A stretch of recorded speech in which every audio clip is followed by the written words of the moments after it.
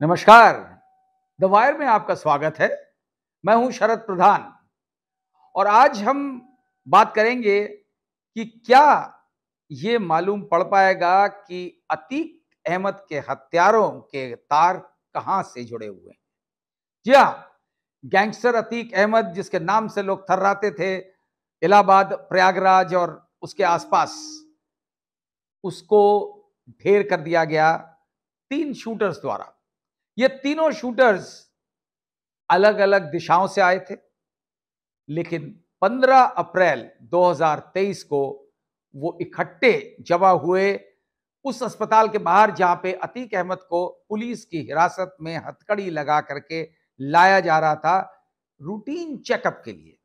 अब ये बात सबको मालूम है कि किस तरीके से उनको बाकायदा उतार दिया गया गाड़ी के बाहर और गाड़ी अंदर नहीं ले जाई गई, किन्हीं कारणों से जो भगवान जाने क्यों।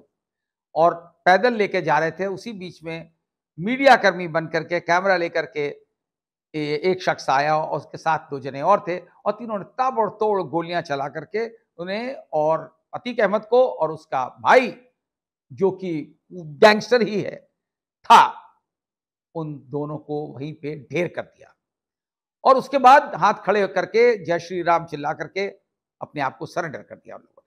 ये उनके उनको हिरासत में लेने के बाद जब ये पता लगे उन तीनों के नाम लवलेश तिवारी, सनी सिंह और अरुण मौर्य, तीनों अलग-अलग दिशाओं से आए थे। कैसे वहां इकट्ठे हुए, अभी तक इस बात का खुलासा नहीं हो पाया है।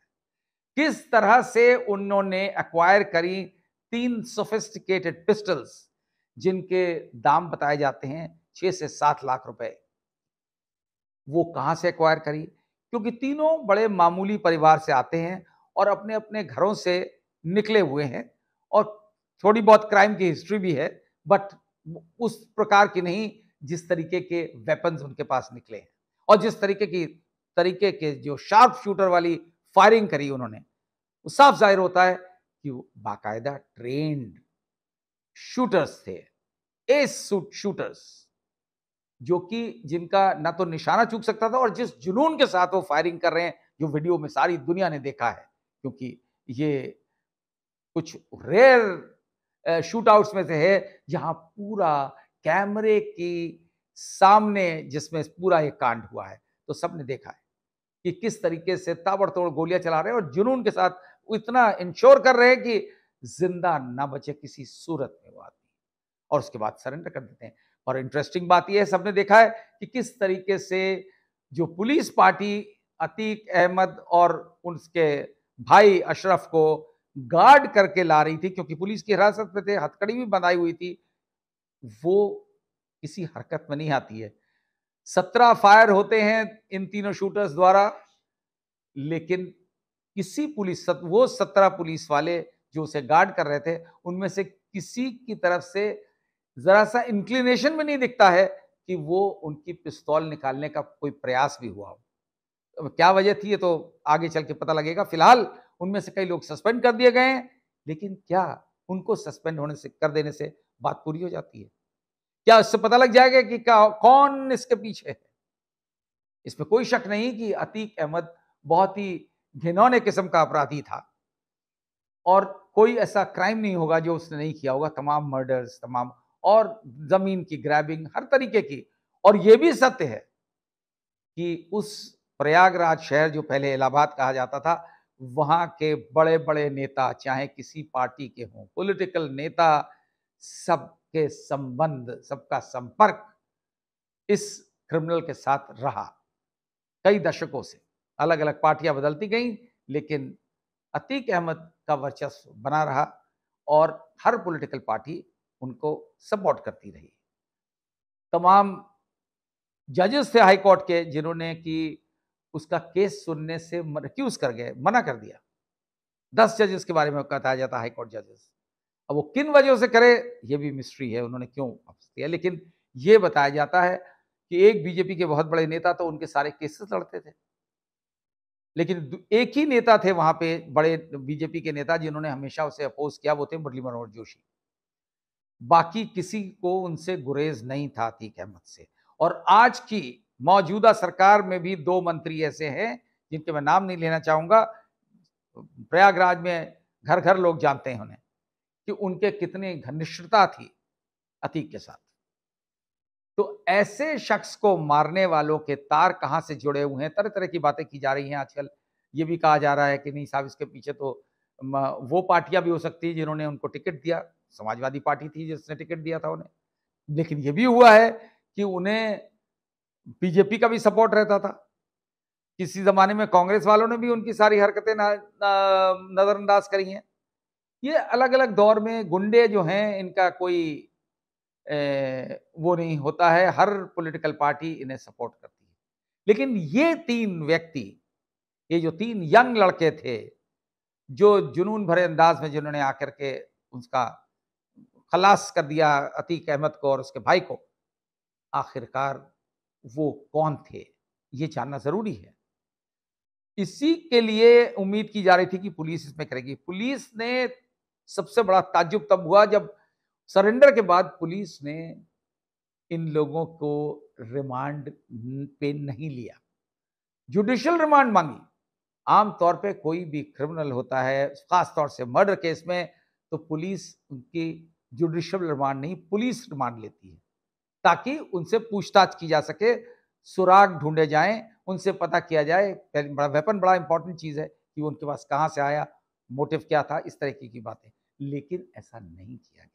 इस बात का जब काफी क्रिटिसिज्म हुआ, आलोचना हुई, उसके बाद गुजरे हुए बुधवार को, यानी आज से ठीक 3 दिन पहले, उन्होंने उनको पुलिस रिमांड पे लिया।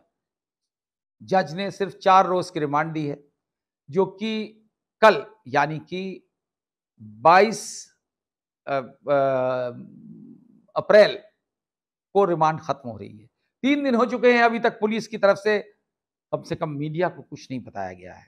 अभी तक कोई खबर नहीं है कि उनसे क्या निकाला गया। क्या ये पता लग पाया कि उनके पास ये बहुत ही कीमती पिस्तौलें, सोफिस्टिकेटेड पिस्तौलें कहां से आई थी? नहीं पता। 4 दिन गुजर जाएंगे तो क्या रिमांड और बढ़ाई जाएगी? जो भी है, बहरहाल अभी तक लगता है कि पुलिस की कार्रवाई का रिजल्ट 0 रहा है। तो कौन इसमें तय करेगा कि इसके पीछे कौन है? उम्मीद की जा रही है कि शायद इसका खुलासा सुप्रीम कोर्ट क्या करता है 24 तारीख को, उसमें मुमकिन हो पता लगे। क्योंकि वहां पे एक याचिका दायर हुई है जिसकी सुनवाई 24 अप्रैल को है सुप्रीम कोर्ट में।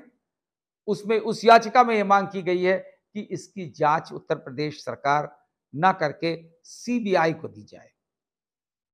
वैसे तो पास्ट में बहुत ऐसे केसेस भी हुए हैं जहां सीबीआई को देने के बाद भी सीबीआई ने उस पे वही मुहर लगा दी जो प्रदेश सरकार ने करी।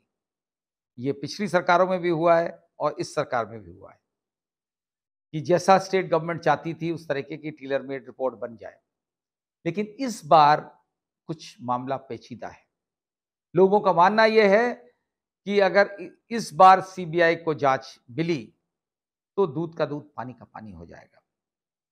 क्योंकि ये माना जा रहा है कि चाहे स्टेट गवर्नमेंट की और स्टेट पुलिस की जिस तरह से खामियां रही हैं, कमियां रही हैं, मैं कहूँगा बहुत सी बेवकूफ़ियाँ रही हैं, वो तो ज़ाहिर है कि स्टेट गवर्नमेंट तो नहीं मानेगी। लेकिन अगर वो सीबीआई को जाता है मामला, तो फिर शायद उन लोगों का बचना वाक़ई में मुश्किल हो जाएगा, जो भी इसके पीछे हों।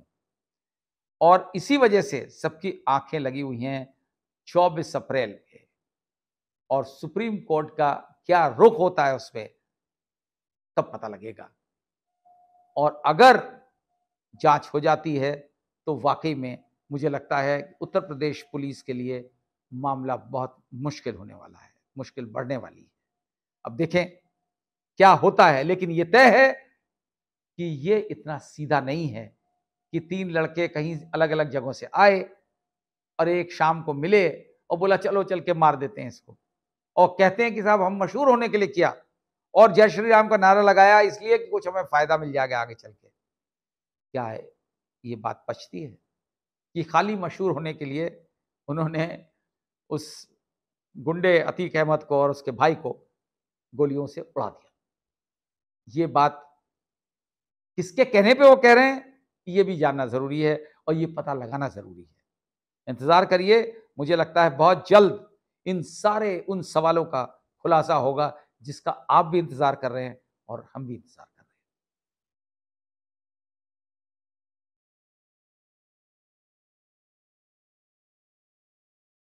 हैं। द वायर के और वीडियोस देखने के लिए सब्सक्राइब करें और बेल आइकन पर क्लिक करें। स्वतंत्र पत्रकारिता की आर्थिक मदद करने के लिए डिस्क्रिप्शन में दिए गए लिंक पर जाएं और अपनी राशि चुनें।